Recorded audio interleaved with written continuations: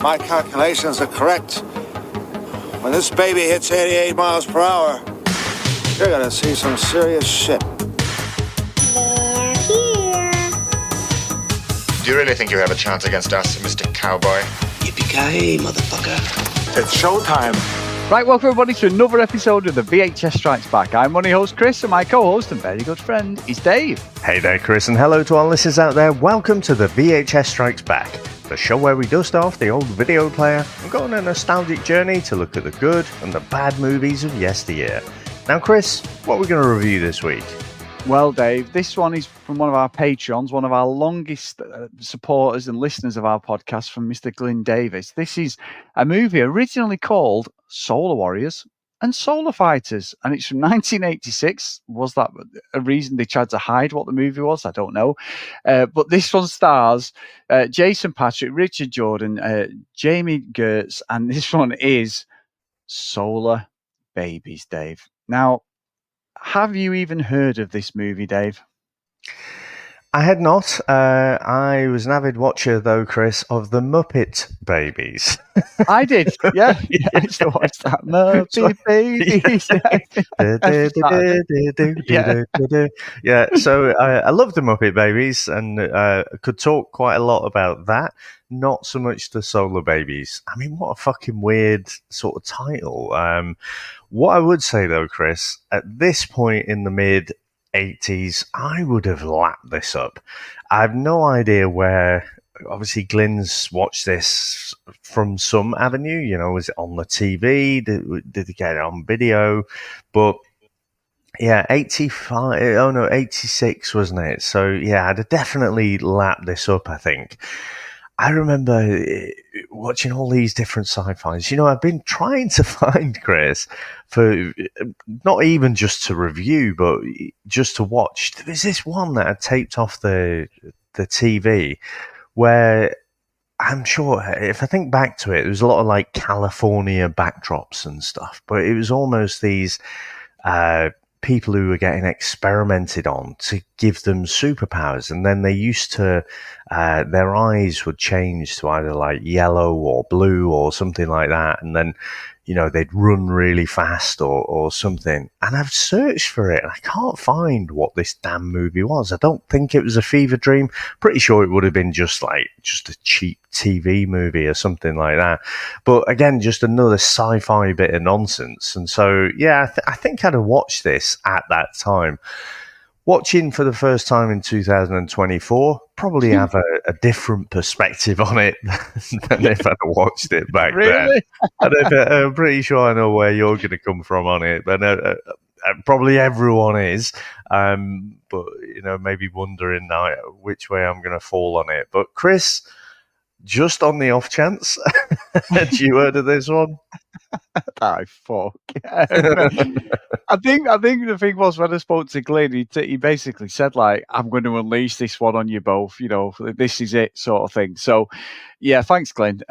Amazing pick. But no, I wouldn't have, I would never have even heard of this or seen it. The fact that it's at 0% on Rotten Tomatoes, Dave, I think this could possibly be the worst review score movie that we've ever seen. Whether we like it or not is a different thing. But it's at 4.7 on IMDb, which, to be fair, I'm sure we've had a couple of Lauren Avedon ones that are lower than that. So let's not discredit it. But yeah, to be Rotten Tomatoes at 0, and I think as well, like, just looking at the fact that had different names, the different series, I've read some of the trivia about it, and it was Mel Brooks' movie. He lost millions on it, but then apparently made it back up on the VHS and DVD sales, though, because it's got a cult following. I'm sure that's true. No, I'm sure the L in cult should have an N in it, because it's not. But no, I'm so glad Glyn's picked this, because I literally wanted to talk about this, Dave, since I've watched it. I'm like, what the hell has he done here? Because obviously he's fully aware of how this podcast goes and stitching each other up. But my God, this is definitely one of their movies. Yeah, I suspect it's one of those that he knows it's a bit shit, but there's probably a little bit of love for it there as well. Now, this isn't going to happen very often today, but I will defend it briefly and say on Rotten Tomatoes, there are only 10 reviews for it in the critical score. So the 0%, it's not from a massive pool. I reckon I could see that there are some people out there who love this movie almost because it's so bad. I think the nostalgia must help, but I think that the 0%, if you had 50,000 people, it might get up to, 4%. But Chris, should we get into our trailer? Let's go. They drained the ponds and the streams, covered the lakes, and even the ocean, so no water could evaporate into the air. They caused the drought, so they can control our lives. You can't beat them. Protectorate visionaries eventually plan a totally altered Earth and even an altered solar system. Why not genetically alter humans to function perfectly in a perfectly restructured world?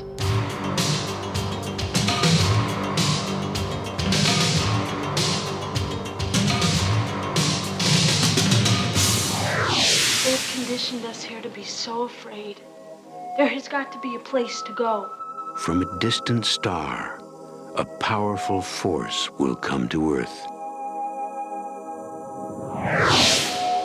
They call this force Bodhi. Where's the sphere? They took it to the Protectorate aqua bunker. It's where they control the water.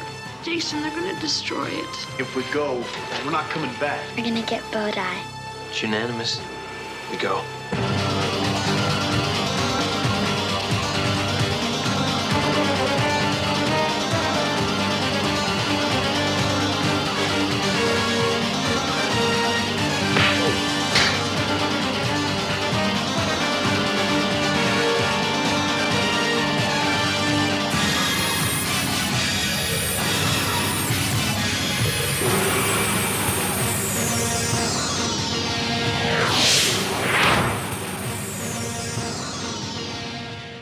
In a bleak post-apocalyptic future, most of Earth's water has been placed under containment by the Eco Protectorate, a paramilitary organization who governs the planet's new order. Orphaned children, mostly teenagers, live in orphanages created by the Protectorate, designed to indoctrinate new recruits into their service. The orphans play a rough sport, which is a hybrid of lacrosse and roller hockey. Playing is the only thing that unites them in their futile attempts of the Protectorate to control them. These orphans are Jason, the group's leader, Terra, who I'm sure we'll talk about later, weirdly named after Terra is Tug, Rabbit, I don't mind fucking Terra, but they're gone. Metron, and a young deaf boy named Daniel. Now, Chris, what do you reckon to the opening of this movie? Dave, can we just listen to you talking about the movie than actually discussing it for the next 40-odd minutes, whatever it is? This movie's fucking terrible. I mean, I'm not being funny. Jason Patric and the other girl, they were in Lost Boys, weren't they, the year later? The year after, yeah. The year after. Dave, it is fucking awful. Like, genuinely, I don't know what's going on. They've got roller skates. There's no context how roller skates have been invented, sort of thing. Why they've got them on. They've even got safety helmets on in this apocalyptic world, which is even better. Instead of just, I know that at times, like, the young one has the safety helmets, but, it is terrible. I don't even know where to start because I don't actually know what the hell's going on. It is a rip-off of movies like, Mad Max. You've got proper sci-fi elements. And I must admit, Dave, the one thing that I kept thinking of more than anything was you. I kept thinking that this is you all over. This is your fucking movie. This is everything that you would love. Everything you said last week, I just kept thinking Dave would definitely have picked this at some point, 100%. But my God, it is a terrible movie. It is absolutely awful. Yeah, I might surprise you because, like I say, had I watched this back in '86, I might have held that opinion. Today, I do not. The budget, Chris, for this, right? Hold on to your seat. The budget for this movie was $23 million in 1986. That is a fucking big budget. I don't know where it went because I can't see it on the screen. Like, there's not these massive A-list bunch of actors. I mean, obviously we know, like say, we know a few faces now, but they're not A-listers. They're not paying for them. They're not paying for the fucking set. It looks borderline like Red Dwarf. I don't know. They're not paying for fucking Alexi Sale. You know what I mean? I realised it was him about halfway through, kept going, is that a Scouse accent? You know what I mean? Honestly, yeah. He sort of wobbled, didn't he? It was like, yeah. And I just can never not think about him in The Young Ones, dressed up as Mussolini. But yeah, Chris, it made, like I say, $23 million to make. You usually say you need to double it because once you paid for all the marketing, Christ, I mean, recently, bloody Deadpool and Wolverine, how much do you reckon the marketing budget is on that? They've fucking flown Jackman and Ryan Reynolds around everywhere, haven't they? They've been non-stop. But that's why they say you have to pretty much double the budget. At the box office, though, made $1.5 million. And that bullshit about making it back on VHS... no fucking way. That's like the person in Vegas who loses a fuckload of money when everyone's around, and then it's like, I made it all back the next day. Yeah, all right, mate. Fucking brilliant. But yeah, Absolutely this film, Chris, it's pretty bad. I mean, the whole roller skate thing. I mean, like you say, I can understand they've got the technology, post-apocalyptic. It's in the future. It's not like a past. This isn't Hawk the Slayer. But I still think for roller skates, you need a pretty hard surface for roller skates to function. And so, cruising through the desert on your roller skates, I think would be challenging. So yeah, it's just, I don't get what the fucking point of all this is. I'll put it straight out there. Just the whole thing is just bonkers. Yeah, it is, and that, honestly, I know I'm terrible, me, like, Mr. Sidetrack and going off and doing things, but I was literally thinking, please, somebody fucking ring me, someone asked me to do something else, because then I can at least say I didn't understand the movie because I was preoccupied. But, oh my God. I mean, I sat there pretty much in one sitting and watched this. It was just the last 10 minutes I had to sort of sit down and watch it this morning. But like the whole time I watched, I was like, I need to speak to someone about this. I need to talk about it. Because what I don't understand is, right, they're like a team, aren't they? I mean, there's bits of it a bit like the Warriors. You've got that sort of the being chased.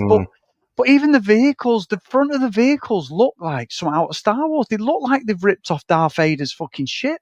The front of like the cars, the long nose and everything. That's like absolute rip-off. But the whole dynamic of the team is just like, what the fuck's going on? Jason Patric is obviously the standout guy of the team, but it just doesn't make any fucking sense. And the fact that Mel Brooks, apparently, I've read this on the server, I'm sure you have, Mel Brooks knew how bad this movie was. And to get it sort of published in that, he did some sort of like 10-minute sci-fi trailer, make it look like Star Wars, and sold the dream. And it took a long time to take it on. But then someone actually invested in it. And he, like I say, once he give them their money back, but made nothing himself. And I'm not surprised. I mean, what even did he think? What sort of market did he think he was tapping into with this? You know what I mean? Like the budget, 23 million, made 1.5 million.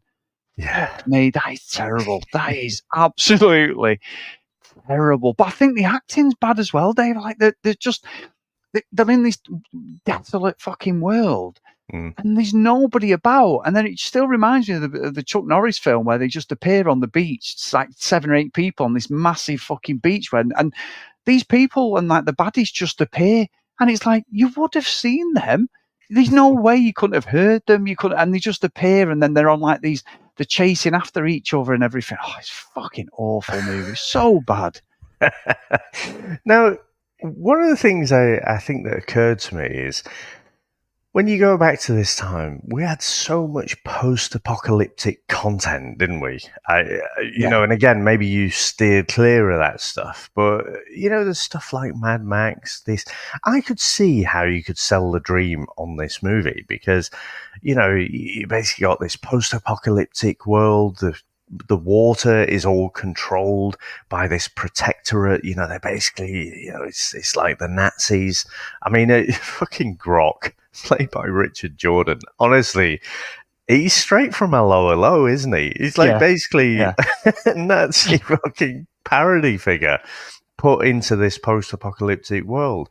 And then you have these young teenagers because, you know, we need to get the kids into the cinemas. And they basically, they're all orphans. So, you know, and they bond together because they're a team. What are they in a team of? I don't know, fucking roller skating or something. You know, but they're going to stick it to the man. They're going to, you know, release all of the water. You know, it's going to be a Total Recall sort of job. Obviously, we wouldn't have said that in his sales pitch because Total Recall's in the future. But around this time, I think you could sell the dream on this. And again, you're still very much in the Cold War. You're still in that point where you're thinking the US and the USSR, are they going to press the button? Are we going to end up in this post-apocalyptic world? So I could see how you could craft a really good story to sell this. But then the execution of it is just fucking terrible. It's so confusing, like you say. It's utter nonsense. I mean, this guy, Grok, he's just an arsehole because he's an arsehole. He's not he doesn't seem motivated by anything. And then you have this fucking goth. You've got this Darstar with his owl, you know, for some reason, who you've seen like pop up on loads of things recently. I mean, he does like Agents of S.H.I.E.L.D., but he's one of those people who his face hasn't changed. You know, he looks about 30. He's probably fucking 20 or something in this in 1986. But, you know, he doesn't look that different now. Just obviously doesn't have the mullet. So, yeah, it's just bonkers, Chris. And it is terrible. There is something a little bit. You know, when something is so bad, you do get a bit of enjoyment. And I'm not talking about anywhere near the scale of kind of Samurai Cop or Miami Connection. But it is so bad. It is sort of hypnotic as well. Yeah, it is, to be fair. And I think I'm with you. I'm actually with you. There was bits of it where, even though it's bad, I was sort of like, but I'm sort of enjoying it because the acting's terrible. The skating's fucking terrible. There is no sense that the fucking skating should be in this world. This stuff that's brought from obviously the 80s into this movie, it makes zero sense. I mean, the bikes are even set up like Street Hawk, aren't they? You know, they're set up like it's just like you've literally put a load of shit on top of a normal fucking bike there, like a Honda or Harley Davidson. You've just, honestly, it is so bad. But there is, and I was watching it, and I know we're usually pretty close, media, with this stuff like this, but I'm watching it thinking, I don't think this is a 0% on Rotten Tomatoes. We've reviewed worse movies than this. It's fucking terrible, but there is something about it where I'm like, I don't understand that. I've been obsessed with reading the reviews these last 24 hours going, I don't think it's this, but I think I've seen worse. We've definitely reviewed worse. 100% we've reviewed worse, without a doubt. So you've not stolen my thunder, but I think we're on the same page. I get what Glyn's tried to do with us, but also I'm sort of like, yeah, it's not actually that bad, if that makes sense. There's no way I'm watching it again, like, not a fucking prayer, but I sort of can understand why people would enjoy it. And certainly Dave Horrocks, circa 1987, fuck, what, you're 10 years old or whatever, Dave, you definitely would have loved this movie. Yeah, I'm pretty sure. And you've got the young kid, haven't you? And I don't know if they gave him the brief of just, I don't know, sort of Daniel. You know, they've got Daniel, he's deaf, And I'm like, oh, seriously, you've just picked the kid with the biggest ears that you could find and make him deaf. And it's just like, he's so sickly sweet as well in everything. I mean, again, this is a shit world, but he's like, oh, this is amazing. Oh, Bodhi. Oh, look, guys. And it's so like overly cute. Like he's going for, and you recognize him, don't you? He's all grown up now, and it definitely looks less cute. And everyone's just so fucking High School Musical great to each other. There's no real conflict between the gang or anything.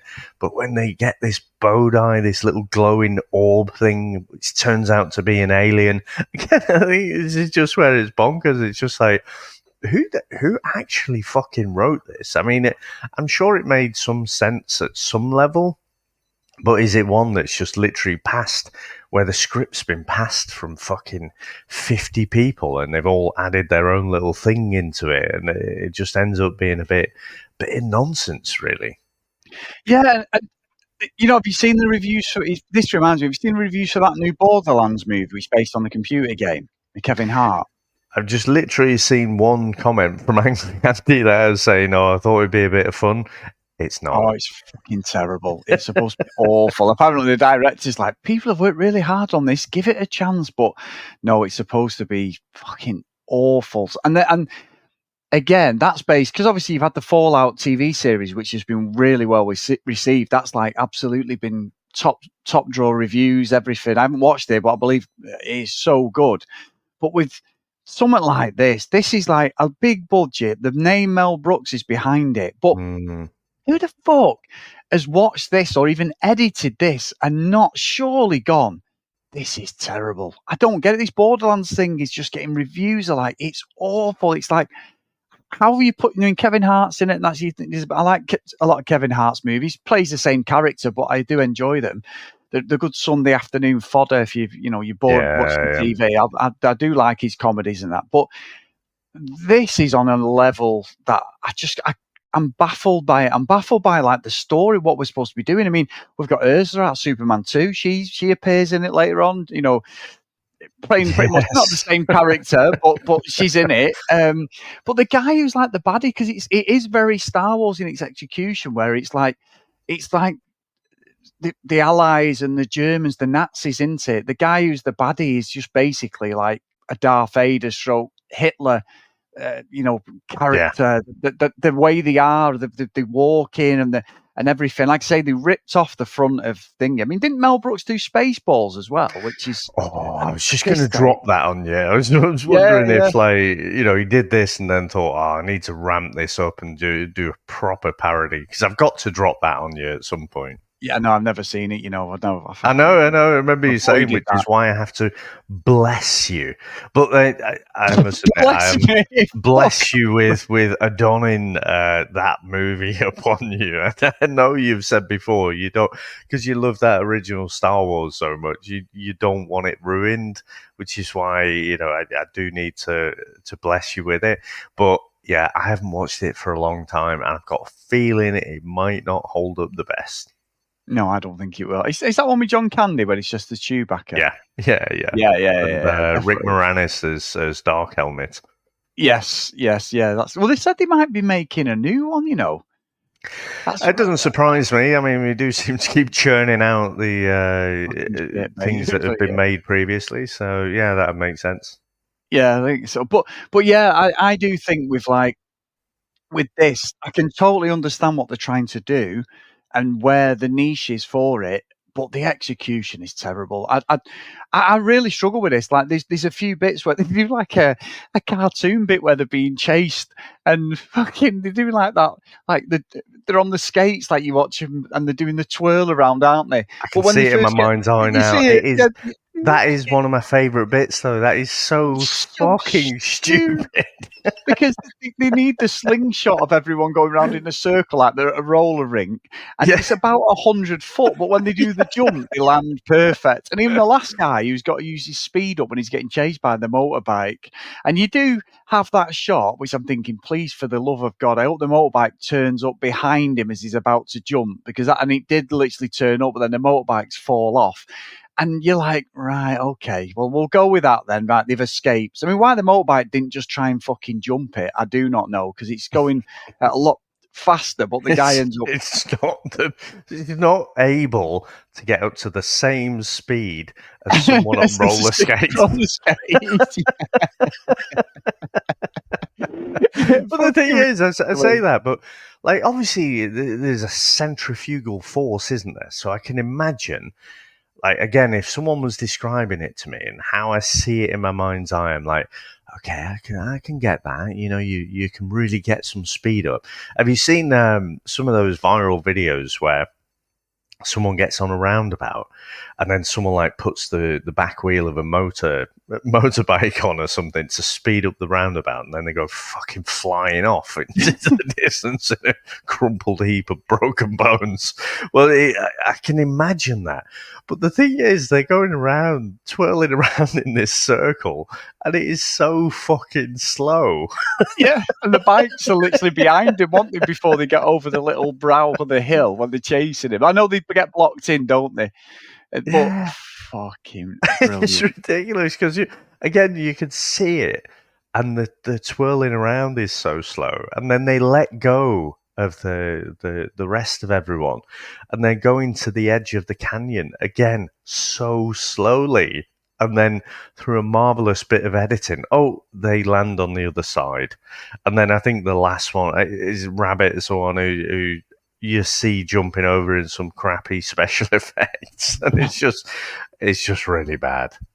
Yeah, it is bad. And what gets me though, Dave, is like the whole premise of the movie, like with the orbs and the powers and all this, and it's like that kid's got it, and when they get to like that little city, it looks like it's a very vibrant little town, doesn't it? And Alexis Sale's there. There's no explanation why they've got ahead of them, and he's doing the whole thing, and that guy's going, he's there, and there's like a computer thing where it's showing all these wanted, and all the role of Solarbabies are fucking looking at the screens, aren't they? And they're looking like this and like, wanted. And then the kid's up there and he's like, let's go and grab him now. And he goes, no, let's get all of them together. Oh, yeah. And they're like together. That's when his Scouse accent comes out. I was like, it is Alexis Sale. I get thinking, is it him? But it is Alexis Sale.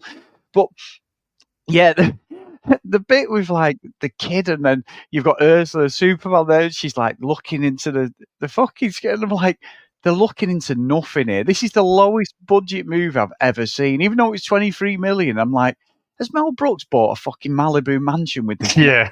Because it's literally, like you said, it wouldn't be out of place on a Red Dwarf or fucking Doctor Who. And I know a lot of people listening. I know John Hammond loves Doctor Who, but I fucking hate Doctor Who. And I kept thinking, this is Doctor Who. No wonder I hated it. But yeah, there is something about it, though, that it has a weird charm where it feels very familiar if there is no story. It just doesn't make any sense. I don't even think there's a payoff. I don't understand what we were going for with the movie, other than the fact that I can completely understand why it got 0% of Rotten Tomatoes and it's a 4 on IMDb. Yeah. What a bizarre movie. But the town that they go to only seems to trade in tyres. Yeah. It's like the whole town is built up just on tyres. There's not even a Greggs there or anything. Greggs, well, we know about that, Dave. We know how fucking people want a fucking cheese and onion pasta these days, don't exactly. we? You know what I mean? People are fucking riots to break into fucking Greggs, aren't they? So it's clearly for a thriving economy, you need a Greggs. So yeah, but they literally fucking sell tyres. That's all they do. And I tell you, another bit that pops out into my mind actually is where they're torturing the kids. I say the kids, they're all like fucking mid-20s by the looks of it, but I thought it was a decent effect when he's got the kid who's sort of strapped down, and then they've got all the ants kind of crawling over him. And yeah. Kind of Grok gets the other kid who is, clearly he's part of the other roller skate gang, which seem to be in this world, an extension of the military. So, like you say, he puts the hand up, and I know it's 1986, but again, for a 20 odd million budget movie, I'm expecting better effects than that. It looks pretty bad. So yeah, I thought there was an interesting idea where it's just a hallucination, but it sort of makes you feel real, that you got all these ants and then he just gets carted off and the other fella, his hand's all okay and stuff. I thought that was all an interesting idea. Yeah, to be fair, the ants thing and everything's it isn't bad. And when he gets that guy's hand and it's like, it all falls down to the bone. It's not bad, for 86 this came out. It isn't that bad, to be fair. But again, it's that illusion, isn't it? It's almost like, Dave, what's he called? Scarecrow in Batman Begins and that, that hallucination thing. I mean, I've played the games recently, finished all the Batman games, but yeah, Arkham Asylum and all that. But yeah, the fucking Scarecrow ones pissed me off big time, the hallucinations. But yeah, it does feel like that. And also, Dave, you know who Tug is, Dave? I've just realised. But Tug is actually the brother of Captain Chaos. Dom. Oh no, he's not. He's not. Captain Chaos. Oh no, Dom DeLuise. Sorry, is his dad? Oh, yeah, out of the Cannonball Run. So I've just realised that as I'm looking. So yeah, I think John used to watch a TV show with him in. I realise who he is, but yeah, it's a very unforgettable and memorable movie, Dave, that I'm definitely going to seek out the Blu-ray for, the collector's edition. I'm going to join the fan club. I'm going to become a skater again. And I still can't fucking skate. Last time I skate was in New York a couple of years ago, and I literally had to hold on to the barriers as Sam's there going around like she was one of the Solarbabies showing off. And every time I went on my fucking arse, I couldn't hold the railings, in the one in Central Park, because you got you got an electric shock. I think did it on purpose. God. Every time I touched it, I got a fucking shock where you actually saw it on your hand, and I'm in the middle there shuffling. I must have done maybe one lap of this fucking the Woolman ice rink. It used to be it's an ice rink in the winter, but it was a roller rink. Oh my God, it was awful. Worst thing I've ever done, Dave. So I'm not joining the Solarbabies. But this I just find Thing is stunning. Jamie Gertz is stunning. Oh, and my she's word. Stunning, obviously, but she's stunning. I mean, I'm looking at pictures of her now, Dave, and she's absolutely beautiful. I'm losing you.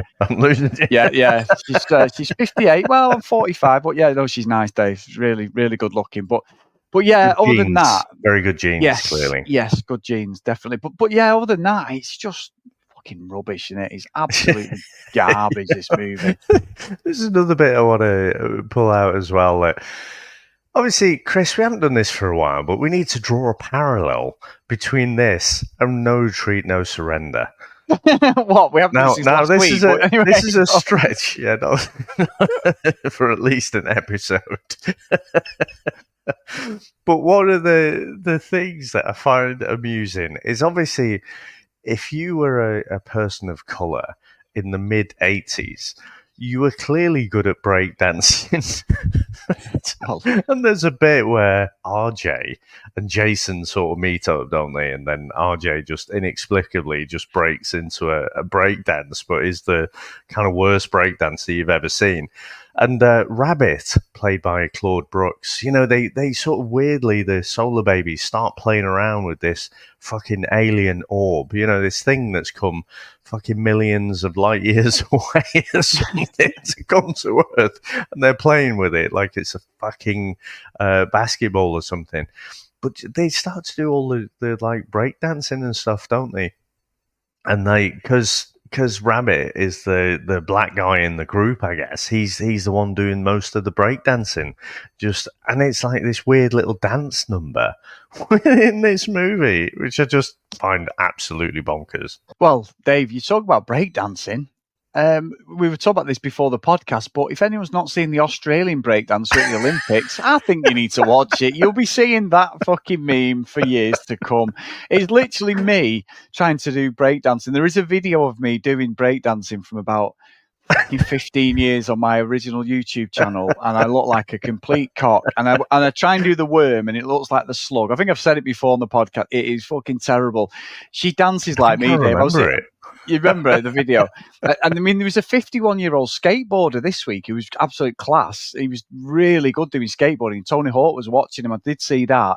And they were praising him because he's skateboarded since he was a kid. And this was like his platform to do it. 51, this is old for us yet. But fucking hell. This, the break, that's the Aussie one. He's class, honestly. They've been so much piss ripped out of this girl. He's like, people. When I was laughing at it, he says, when it's a hot night and you're kicking your feet and you can't get comfy in bed, you're restless. And the moves are just perfect. They're just, honestly, that is not breakdancing. I'm thinking of like Run DMC, that video from like the late 90s, proper breakdancing, spinning on your head, doing the worm, everything. That is not breakdancing at the Olympics. They're just making any old shit up now to give them a medal.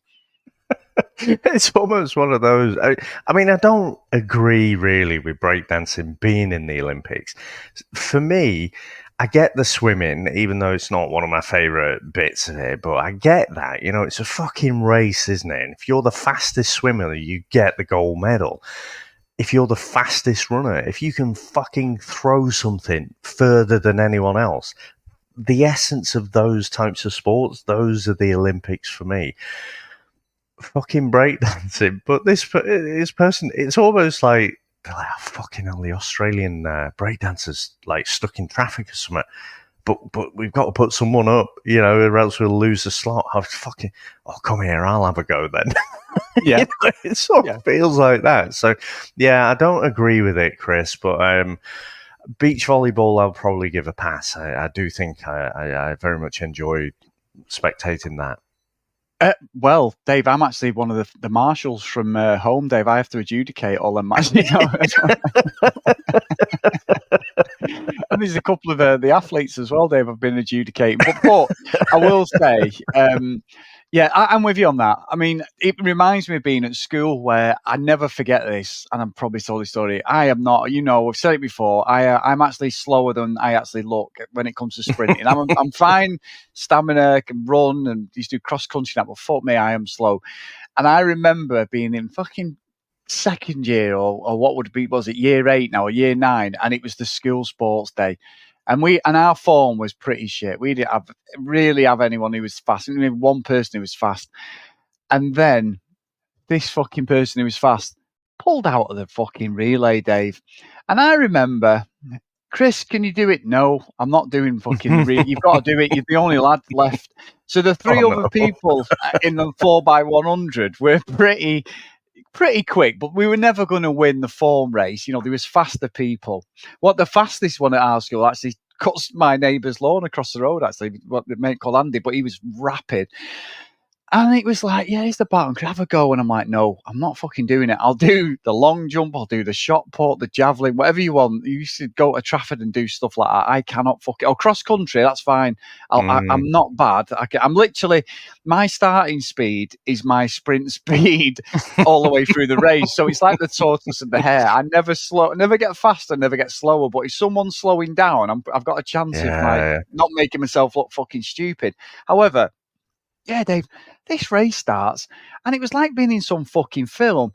Everyone knew how slow I was, and they were going past me going, see you, Phelpsy, see ya, like that, going, fucking hell, you're running backwards, and all this, as they're running, Dave, at full speed in this I never forget the embarrassment, and it was so bad at the end. I mean, I got a bit curious. I remember a couple of girls come over, hugging me, going, "Oh, Chris, I felt so sorry for you." So I wasn't completely lost. Yeah, like a fucking club foot or something of one leg or something. But they fucking come over, "Oh, Chris, I feel so sorry." Everyone was fucking ripping me, weren't they? They're like, "Fucking hell, it's like you're running in treacle or whatever." Oh, it was fucking terrible. There, it's haunted me forever. I remember fucking wanting to get the bat on and whacking the person who said, "Fucking, you need to do this first leg." Fucking I do enjoy taking the, sticking the extra boot in on your speed, but I was it's the same, right? For cross country, I could do. I used to run for the school and stuff. I was never like one of the best runners, but I good enough to sort of run for the school and stuff. In other words, I would be, turning up on a Saturday. It wasn't a stringent recruitment policy. But at the longer distances, I wasn't bad. But I remember in a sports day, and I didn't know at that time, like, your kind of muscles, you have people who are really good at sprinting have the more sort of fast twitch fibers, apparently, and you have slower twitch fibers if you're a longer distance runner. But I remember on sports day, I was in the first leg as well for the 4x100 meters. And, you start off in a staggered way. And I just remember everyone fucking bombing past me. And I'm like, fucking, how are you even running that fucking fast, right? So I was shit, like genuinely last on this first leg. It's not as if I remember, I mean, it's probably like 40 fucking years ago now.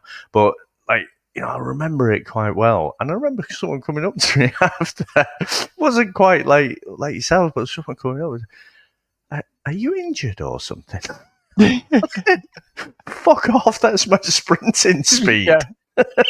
It's ridiculous, isn't it? It's fucking terrible. Yeah. Absolutely fucking Obviously both terrible. Still traumatized by it, but fucking sports day matters. But I think I'd held my own at the breakdancing Olympics, though, checking my Australia's entry.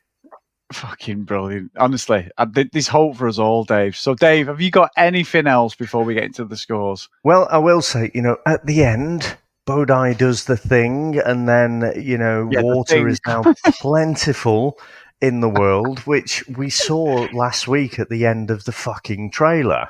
So, there was no real worry about where would this end up, So, I just, that was it, really. But should we get into our final review? Let's go.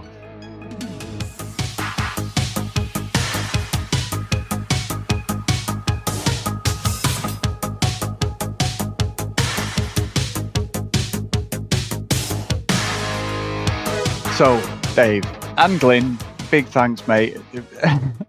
What a movie. I know we were off on a tangent about relay racing, but honestly, this is the difficult movie to go through and understand what's going on.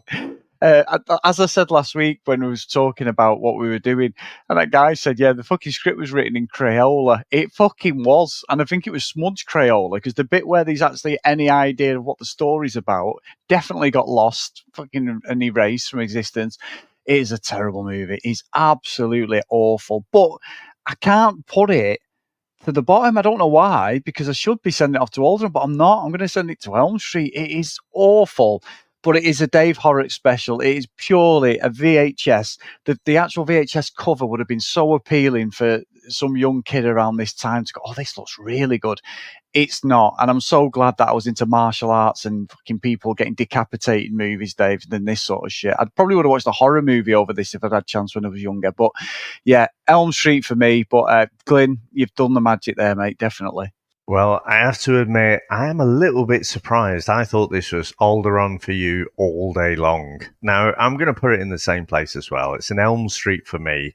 It is pretty terrible. The story is not kind of believable in any way. The characters aren't believable. I could see inspiration from other things in this, like say the Mad Max thing, the getting the water in this post-apocalyptic world, having this like fascist regime who control everything, and you have all these orphans, but they're all like I'm sure they're playing at least late teenagers. Like, well, what about the rest of them apart from Daniel, the little deaf kid there who Bodhi heals his ears somehow?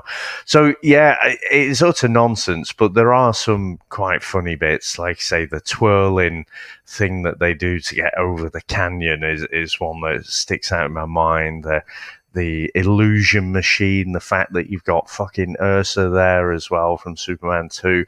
So there's enough in this that is like, oh, this is terrible, but in highlight form, it's actually pretty funny as well. So Elm Street for me. Oh, unbelievable. Well, Dave.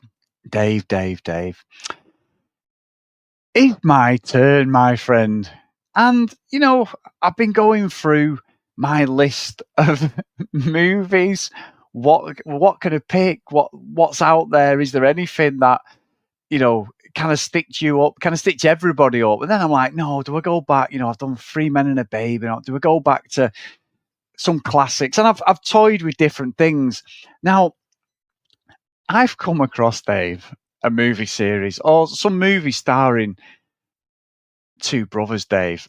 Now, I've never seen this movie, or any of their movies properly. However, this one appeals to me so much, and to you, the audience, Dave. Now, it stars Peter Paul and David Paul, Dave. Now, I don't know whether you've ever heard of them, Dave. Have you heard of them before I say what movie we're doing? No, and I just hope it's fucking easy to get hold of. Well, it's available fully on YouTube. The whole movie is available. Oh, you know, great. All their 6 movies are available on YouTube, Dave. Now, this movie is, in 1991, we had Double Impact. You know, the Van Damme, oh, look, the twin brothers have been separated, but they've both still got a French accent. One's in France and one's in America, or whatever. But this stars these two guys. Now, they're also known as the Barbarian Brothers, Dave. Now, this movie is a classic cop movie called Double Trouble. So, Dave, all I'm going to say to you is, before you call me rotten, shall we get into the trailer? I think I've heard of this. Let's go. Wait till you fucking see it.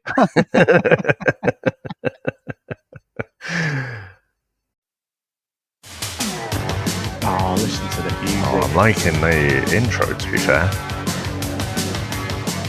Wait till you see this. And this is Lois. When David J. became a cop, Charlie he was Sheen. ready for the danger. Oh.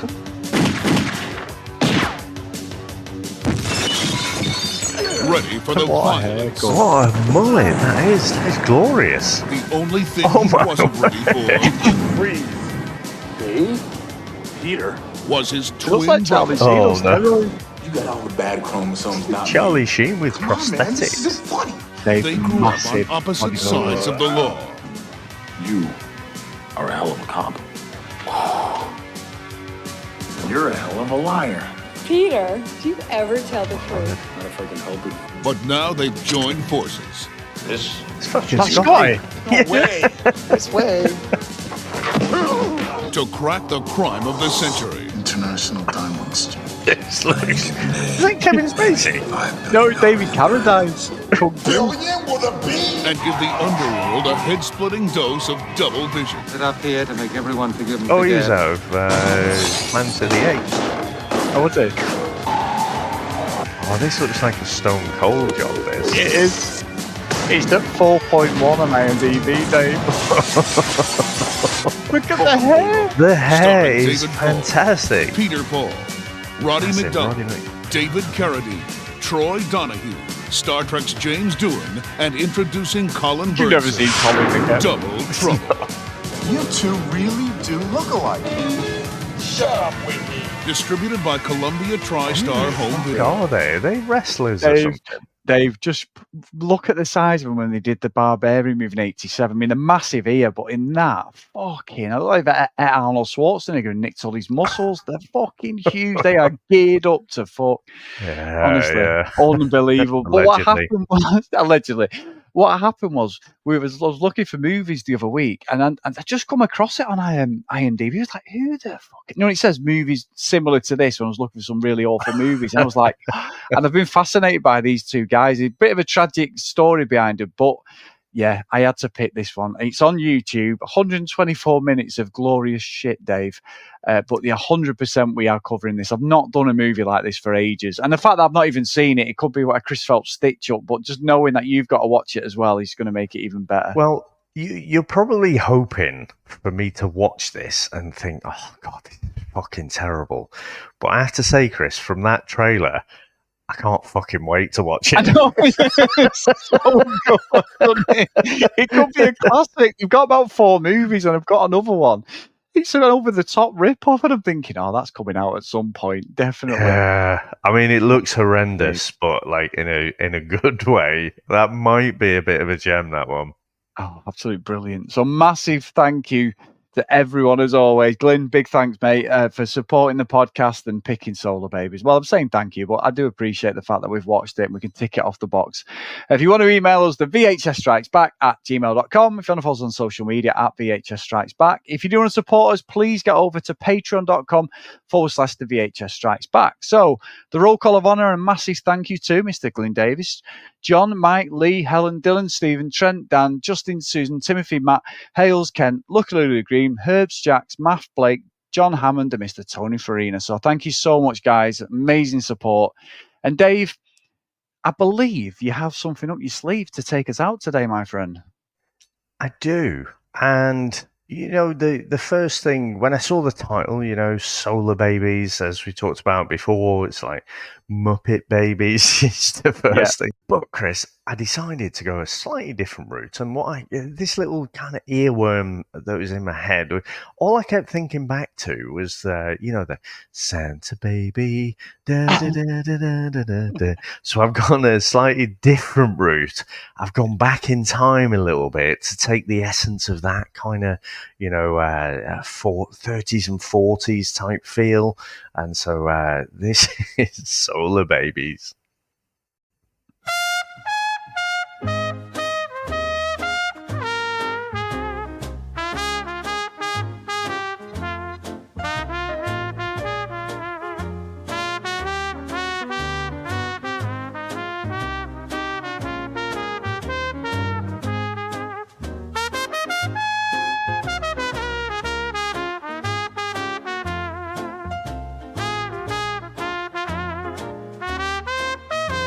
Christmas number one, Chris. Yeah, definitely. Solarbabies slip a hoverboard There you go. under the blue, been in an avenue. Solarbabies, hurry to the wasteland tonight. Solarbabies, the glowing orb will guide you all night. Your delight, Solarbabies, hurry to the wasteland tonight. Think of all the water you find. Fix the world and free your mind. I know you're brave and one of a kind. So save the planet. Leave That is the Christmas, Dave. Yeah.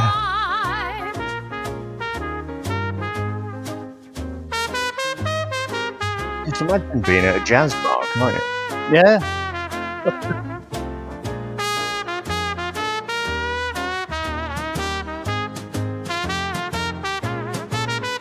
Solarbabies, brigade at the ground, please, from the heartland seas. Solarbabies, hurry to the wasteland tonight. Solarbabies, those eco warriors in the lead. This is the best thing about the movie, Dave. Yes, indeed. Yeah. Solarbabies, hurry to the wasteland tonight.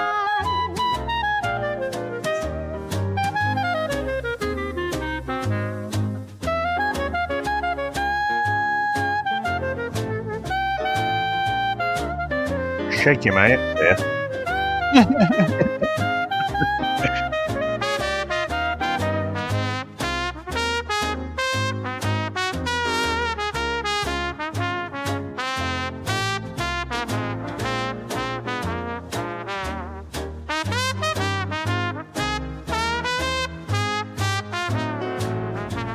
Think of all the water you'll find. Fix the world and free your mind.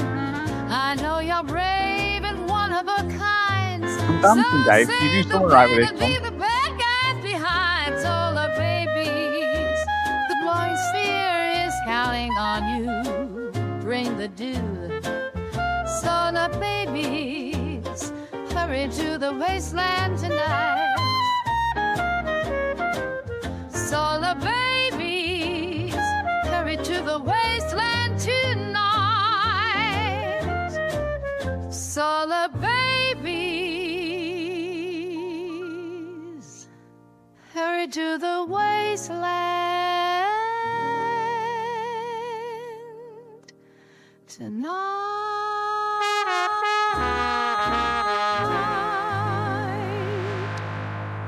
Nice. But thank you very much, sir. And I have collected a bunch of our previous songs. So some of the silly little songs we've been doing over the last few months. So if you go to Spotify or you go to Apple Music or whatever, search for the VHS Strikes Back Volume 1, you'll find that all collected there. So I'll drop a link in the show notes as well. But again, just a little bit of fun. Chris, thank you very much, sir. I cannot wait to get into this movie for next week. You know, I might have to watch this as soon as we finish. But thank you very much for that. Thanks to Glyn for picking. Thanks to all our supporters. Thanks to all our listeners. And we'll speak to you next time. Bye. That's it, man. It's game over, man. It's game over. What the fuck are we gonna do now? What are we gonna do? Maybe we could build a fire, sing a couple of songs, huh? Why don't we try that? We better get back, because it'll be dark soon, and they mostly come at night. Mostly. I'll be back. That's a lie. We came, we saw, we kicked its ass. Wax on, wax off. Get to the chopper! One ring to go. All right. Ding, ding. Bust you up. Go for it. Well, here we go. Ain't so bad. Ain't so bad. Ain't so bad. Come on. Ain't so bad. Ain't nothing. Come on. You must be crazy or something. I'm crazy. You just a stupid. Yeah, maybe you crazy. I ain't breathing heavy. He's a fool. He's stupid. I'll see you in 6 months.